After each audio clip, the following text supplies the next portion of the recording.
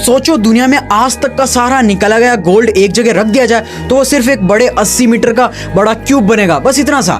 मुझे फॉलो करके ध्यान से समझो, सबसे वैल्यूबल गोल्ड, लेकिन इसका बड़ा हिस्सा ज्वेलरी, इन्वेस्टमेंट और सेंट्रल बैंक के वॉल्ट में पड़ा रहता है। ऐसे ही जैसे तुम्हारे पुराने कपड़े पड़े रहते हैं अलमीरा में।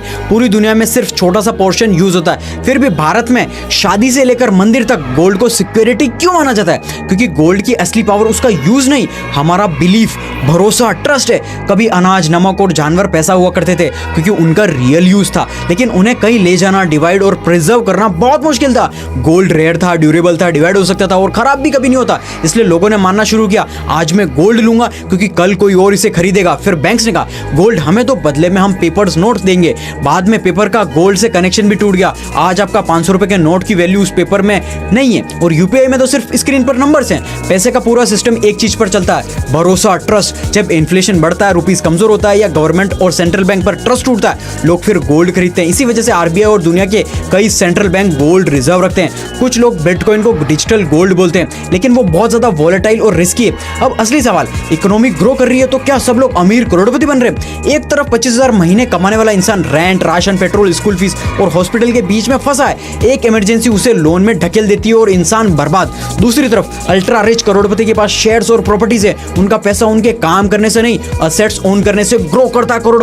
रुपए बनता है। एक मुंबई में कोई लोकल ट्रेन पकड़ता है और कोई प्राइवेट जेट। प्रॉब्लम सिर्फ इनइक्वालिटी नहीं, प्रॉब्लम है मोबिलिटी। मेहनत के बाद भी ऊपर जाना बहुत मुश्किल होता जा रहा है। अगर तुम्हें सच में अमीर करोड़पति बनना है तो स्किल सीखनी है तो मुझे फॉलो करके कमेंट कर दो कोई भी इमोजी।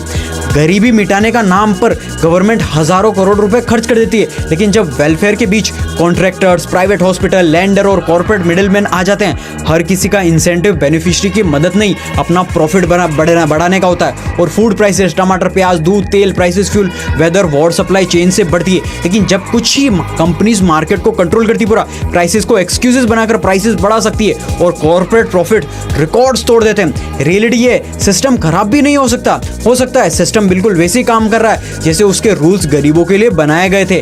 गोल्ड हो, रुपी हो, वेलफेयर हो या मार्केट, सब ट्रस्ट और रूल्स पर चलते हैं। इसलिए अगला सवाल ये नहीं है कि पैसा क्या है, सवाल ये है कि रूल्स कौन बना रहा है और उनका सबसे ज्यादा फायदा किसको मिल रहा है। इस वीडियो को शेयर करो क्योंकि इकोनॉमी, बिजनेस, फाइनेंस ये समझना सिर्फ एक्सपर्ट का काम नहीं, हर एक इंडियंस की जरूरत है। इसलिए मुझे फॉलो करके ये सारी चीजें सीखो जल्दी।